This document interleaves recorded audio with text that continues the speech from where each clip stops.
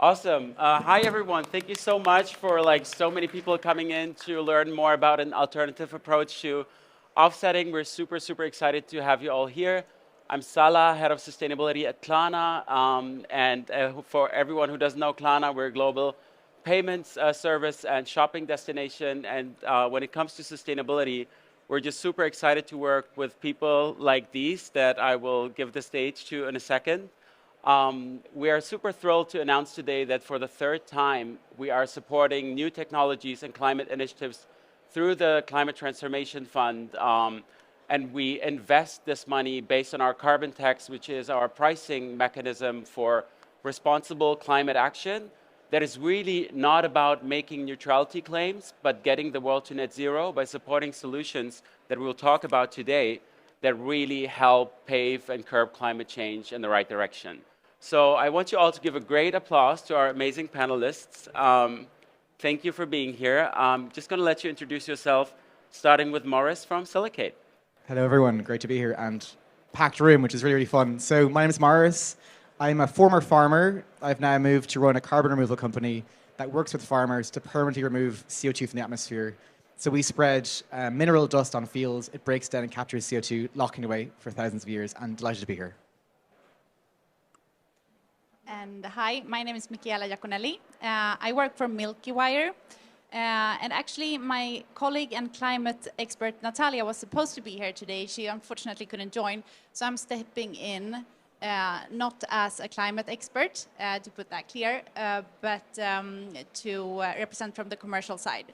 So Milkywire is a tech platform that stands behind the Climate Transformation Fund. And we try to really find good and efficient initiatives where we can also offer transparent feedback on impact so we can scale impact in the best of ways. Can you all hear me? Awesome, cool. The sound dynamics are a little bit strange, so just want to check. So, hi everyone, my name is Nick. I'm the CEO and co-founder of a company called Mission Zero. We're a direct air capture company, and actually, really pleased today to announce that we're partnering with Milkywire, Klarna, and everyone on a project that I'll talk about later. But Mission Zero builds a direct air capture technology primarily that separates CO2 from the atmosphere, releases that air back to the atmosphere free of carbon dioxide. We concentrate the CO2 back up into a really high purity gas, and that can be fed into a variety of pathways where you can turn into really cool things like building materials, chemicals, fuels, or you can just remove it from the atmosphere permanently for thousands of years by sticking it underground, mineralizing it, etc. So, yeah, that's us.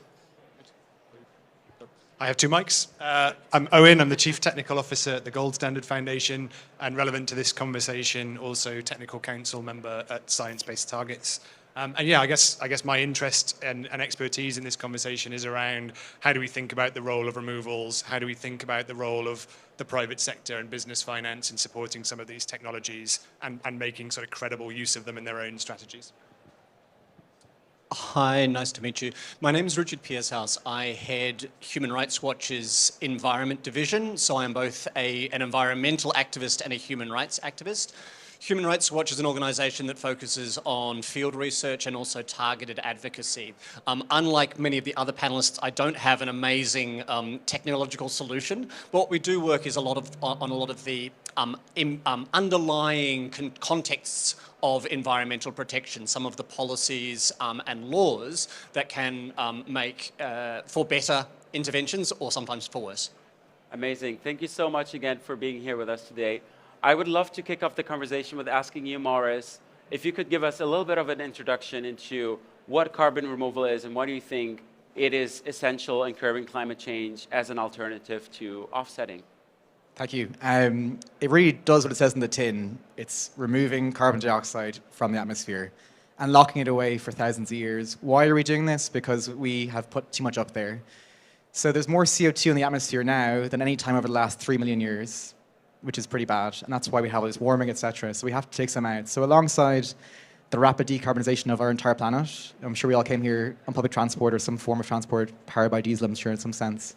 That has to stop, and we have to remove CO2 as well. So it's two big problems, or two big challenges, decarbonization and carbon removal. So there's two numbers I want you guys to try and remember from this event or from this talk is 420 and 280. 420 parts per million is the amount of CO2 in the atmosphere now, thereabouts. It's measured in Hawaii, in Mauna Loa. It's very kind of isolated, so you know there's interference there. That means that 420 number needs to come back down to 280, which is where the level of CO2 was before we started burning fossil fuels almost 2 centuries ago. So 420 to 280, carbon removal is all about trying to get the number from 420 back to 280. And it's extremely important we do this. And the help of Klarna is allowing our company, Mission Zero, et cetera, to try and make this number from 420 back to 280.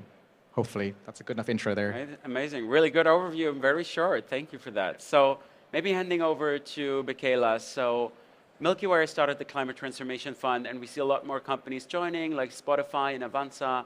And obviously, some of these organizations are benefiting from the fund. Could you just briefly explain what the fund does, what is different about it, and what is its ultimate goal? Of course. So the Climate Transformation Fund was put together in 2021 by one of our climate experts, Robert Höglund.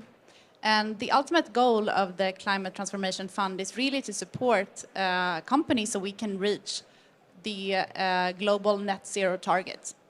The fund is a good alternative for companies that want an alternative to just usual offsetting or an addition to offsetting to support beyond the value chain mitigation, really.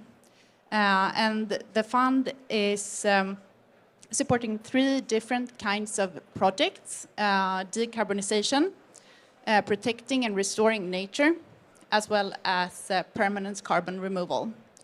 So we, together with our external advisory group of climate experts, identify really the best projects and solutions out there to reach global net zero. So it's a good alternative for ambitious companies that want to support and go beyond just caring about their own emissions. And we believe this is what companies need to do and the new standards that we need to set in order to reach global net zero. Awesome. Thank you so much.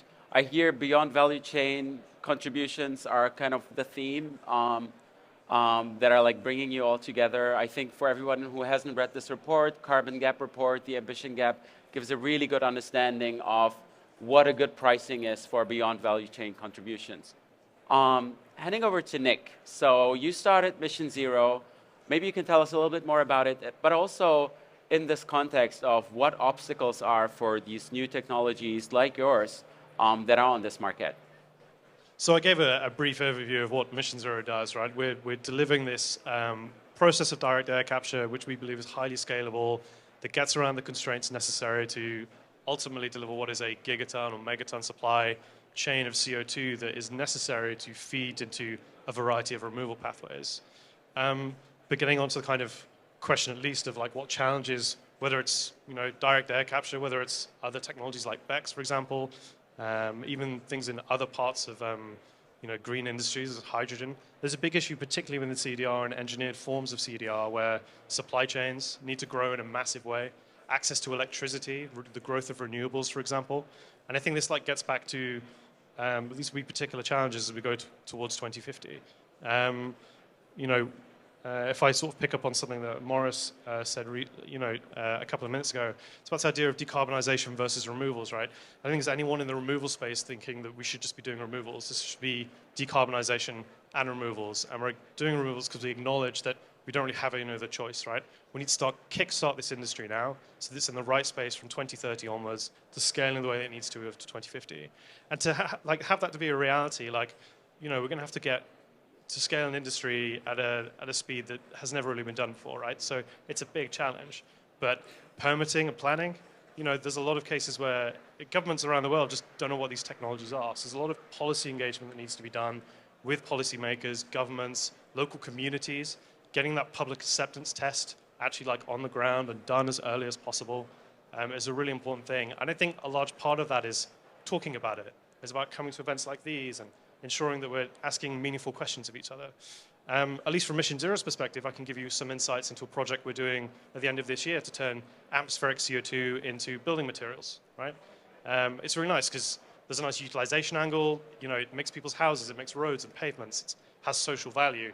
But you're also locking the CO2 away in a really durable form for a long period of time.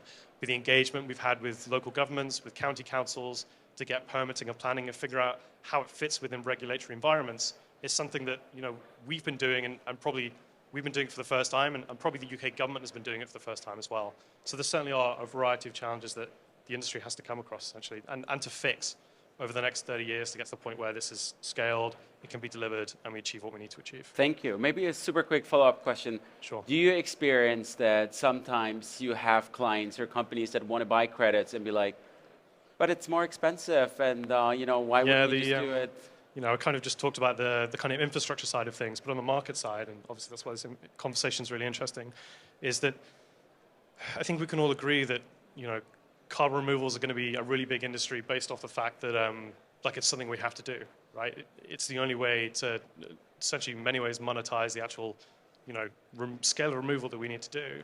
But there needs to be, at least from our perspective at Mission Zero, forward-thinking organizations, that's Milkywire, that's Klarna, that's Spotify, funding these kinds of initiatives and saying, this is what we think is actually best in class from a standards perspective, and this is what we think is the most catalytic to move this forwards. So not taking a really strong focus on actually the offsetting or the amount of removals necessarily, but what is the highest leverage use of the funds we have to enable change that will sort of echo down the corridors of time essentially by 2030 and 2040. So which I think is a really new way of thinking in that different. space, right? Yeah. And it's great to see a lot more companies picking that up.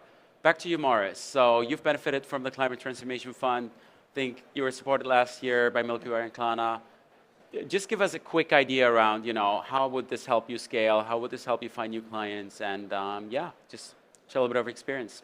It was catalytic, so it happened this time last year or so, I think. And maybe just for context, what we do is we work with farmers to apply a material to their fields. That material breaks down, and as it does so, it captures carbon dioxide. That material for us is surplus concrete. Concrete's all around the world, and it's very good at capturing carbon dioxide. And it's very good at changing pH in fields. So farmers love the pH shift. It's good for them to get their crops to grow better. And then we also love it because it's removing CO2 for thousands of years from the atmosphere. So the money from Klarna, the initial round and now the supporting round has been really helpful because we've gone from, you know, kind of tens of hectares in scale. We're based in Ireland, I should say, to now hundreds of hectares, and we're looking at going to the US later this year as well. So this amount of money from like Klarna has been game-changing for us, I guess. What else do you think you would need besides funding? Like if you look into this crowded room of people that probably have resources, what is it that you need? I think Nick touched on it. You know, this is all brand new. Regulators, policymakers, this room, I guess, we're all learning. So we just joined an accelerator called 2050 Accelerator, and the Grantham Foundation are funding that. It's in Dublin, and one of the partners there is the Department for Environment, Climate and Communication, the Irish Department for the Environment, essentially. I think it's great because now we get to speak to policymakers about enhanced weathering, which is what we do. Put those two words into their lexicon, and now they can think about it and kind of learn about it. So maybe I would just, if I could have one ask to the room, it would be to look at our science page, so silicacarbon.com/science. Learn about enhanced weathering. We have all of the key literature there and how we do our measurement process, how it all works. Because I think to build trust in what we're all doing, and it's all kind of like removing invisible molecules from the air, it's through learning. So yeah, learn all about it, and we're happy to chat about the science and kind of, yeah, speak up what we're doing. It's a great page. You should really check it out. Okay, over to you, Richard. So you work with Human Rights Watch, and I know part of your work is obviously protecting environmental defenders. Where do you see Human Rights Watch and nonprofits like yours in this whole discussion around building this new ecosystem? Thank you, Salah. And I have about 3 minutes, so let me try and use 180 seconds as provocatively as possible. The first point I want to make is one that I'm very glad we're all talking about moving beyond offsetting. I say that for two very broad overarching points. One is because we're seeing on the ground, Human Rights Watch, certain carbon offsetting projects violating human rights. So that's a thing. That's happening. Despite the verification standards, despite the pledges that it's not happening, that is a thing that is problematizing that approach. The second point I would say on the carbon offsetting question and why we need to move beyond it is the point that Morris began with, which is that we're at 420 parts per million of carbon in the atmosphere, and we have reached that level despite an explosion of carbon offsetting projects. So there's something that's not quite working. And what's not working is that there's an expansion of production alongside an expansion of carbon offsetting projects. So you're not seeing a limitation of that industry to the hard to abate sectors of the economy. You're seeing it more broadly proliferating alongside expansions of, for example, the fossil fuel industry, which is why I think we need to move beyond carbon offsetting. The second point I would like to make is that there's this intriguing possibility that the advocacy environment, the regulatory environment, the policy environment is part of the equation that we need to factor in to address emissions. So in other words, if we were already following the science, if that was enough to have rigorous science, we wouldn't be in this situation. We need to address the political realities at the same time as proposing the solid alternatives and scientific alternatives to, particularly around energy. And so you're beginning to see this intriguing possibility that you can actually measure, quantify policy changes in terms of actual CO2 emissions or CO2 emissions avoided. I'll give an example. We work a lot in Cambodia with a very particular protected forest, working alongside a community that's been patrolling its forest for a long time against illegal logging. When the government in 2017 banned that community group, which is a human rights issue, that's why Human Rights Watch is involved, you can quantify the explosion of deforestation. You can see it, you can map it. In 2018, 2019, deforestation rates go up by about 20 or 30%. My only point is that you can actually, there's this intriguing possibility that you can begin to measure the consequence of policy changes. And when you get into the idea of measuring the consequence of policy changes, you begin to appreciate that this is part of the dynamic that we need to be addressing when talking about reduction of emissions. The final thing I would say, and this is obviously around the fossil fuel industry, which is the largest focus of our own work. You're beginning to see the IPCC recognise that strategic litigation is a scientifically rigorous abatement or a mitigation policy. So they will recognise this as one of the very few things that's actually working. You can actually, there was a news article a couple of days ago that you can actually see reflected in share price the exposure to litigation risk for the fossil fuel majors.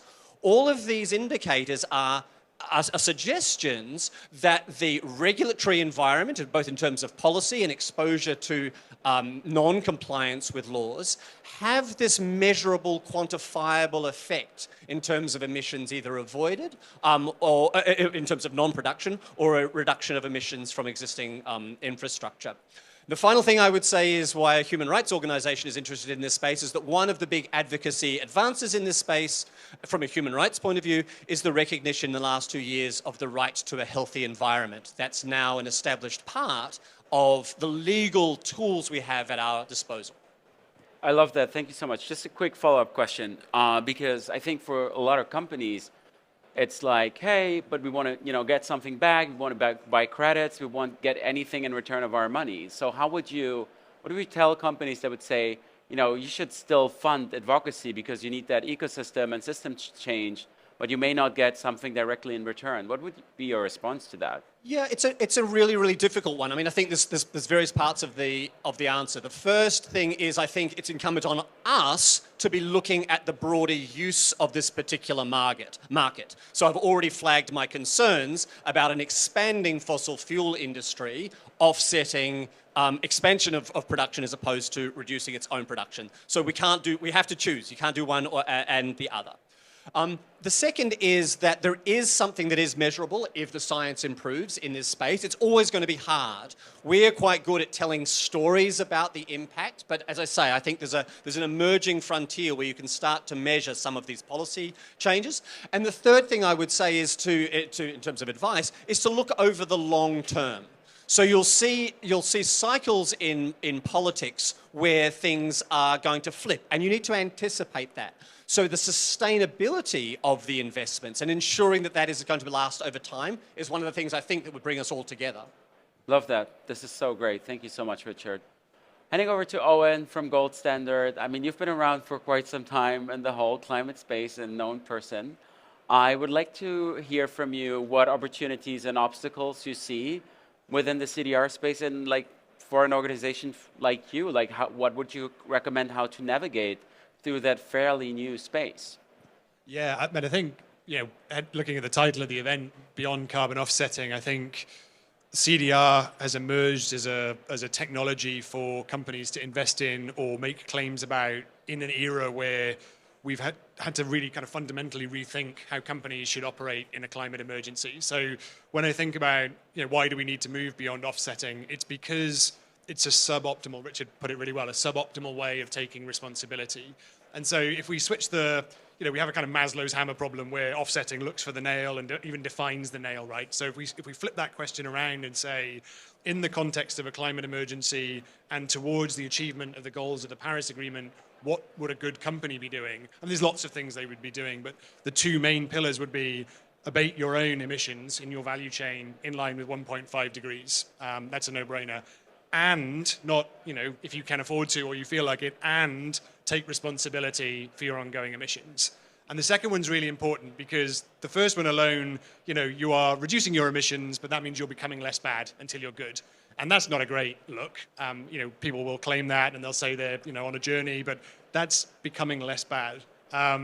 If you do the second as well, then you can start to say things like, well, I'm contributing to global net zero. Right. And then that's where CDR starts to make more sense, because if you think about what the IPCC said back in 2018, it said this type of technology really should be grown and used to deal with the emissions that we can't abate by 2050 and beyond. So if you're trivially offsetting, your flight to New York for Christmas shopping right now, you are wasting the resource, a non-renewable resource that we have for 2050. So in terms of what CDR practice, I think CDR practitioners are one of the most kind of articulate around, actually. I think listening to the panel, they get it probably more than most carbon offset project developers. I think it's really important to understand that nuance, to understand where these things fit in the various frameworks for companies and sell yourself accordingly. I guess that's a really basic point. But if you go out and say, I've got this thing by my credits, you can offset, you'll end up at this cliff edge where offsetting itself takes you with it. Thank you so much. And I read yesterday you announced a partnership with Milkywire. Would you tell us a little bit more about it? Yeah, we were joking beforehand that we must have planned this release just in time, but we didn't. So delighted to be working with Milkywire on this, who are a pioneer. And it's all about that take responsibility for your ongoing emissions bucket of work. So instead of this kind of very blunt, suboptimal instrument where, at the end of a year, a company says, I've got 50,000 emissions, I'll go and buy 50,000 credits, and it's whatever's cheapest, whatever I can get hold of, or at best, what I like. We flip this model to, I'll set an internal carbon price and I'll finance high-quality, ambitious action around that.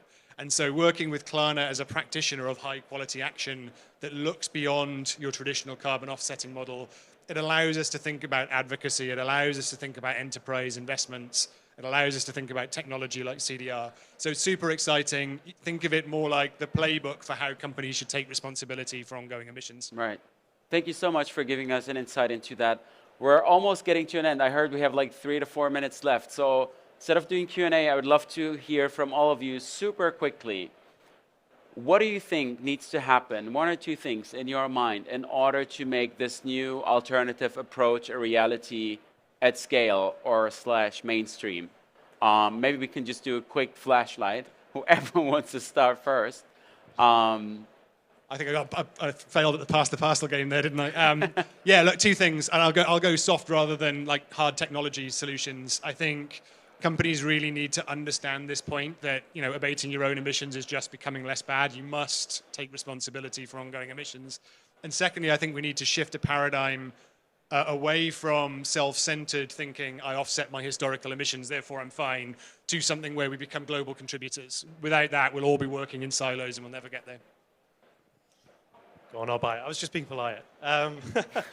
I think I would actually echo, like, the collaboration that's happened between Gold Standard and Milkywire, saying, like, setting an internal carbon price. What we need to see is a global setting of carbon price, and to have it folded in fundamentally, I think, to compliance markets, because I think that's the only way you get across internationally, across government agreements about what the rules of engagement are to allow this industry to scale. If we're all, as Owen said, if we're all working off different crib sheets and we're all doing things in silos, it's just going to be wasted endeavor. It's going to be wasted capital, wasted momentum, and we won't get there. The opportunity we have, which is really small, will be thrown away. So, Thank you. Thank you. I can only echo what's been said. And I think it's very important that we need to help companies really take action and make this the new norm. That's ultimately what we're trying to do with the Milkywire technical platform, and our collaboration together with Gold Standard is a really good way of making it easier for companies to take the first steps. So really standardizing and creating these frameworks where information is key will be, I think, a super important step moving forward. I'm going to go off topic here a bit, but to borrow some words from Marty Odlin, who started running Tide, they were sinking mackerel at the bottom of the ocean. Get angry. Get really angry. This place is heating up fast, and we need to get on with it. Like, just kind of dithering around, trying to doing things, we have to get at it. And I think what we're talking about here is really trying to push for something new, real action, not like kind of superficial stuff. So individually, let's get angry, and for our companies, let's get real about trying to do something impactful and actually tackle the problem, which is we are burning a lot of fossil fuels, we're eating too much meat, etc., etc. So carbon removal is important, of course, but we have to be getting angry about this whole place that we're in. Take action. Fair. Yeah, Richard, go ahead. Is this what? Yay. Again, just to use the space as provocatively as possible, I mean, I think the conversation around net zero can only be a transitional conversation towards real zero. That's where we need to get to eventually. By real zero, I mean as close to real zero as possible. And we don't have, as Maurice was saying, we don't have a lot of time left to work out that net zero is kind of not working. So as soon as possible, we need to transition onto a conversation around actual real zero. Awesome. Hey, thank you all so much for your great insights. Make sure to connect with those people. They're around and learn more. If you're interested more in Klarna's approach, visit klarna.climatesolutions.com. Thank you so much for being here with us. And see you later.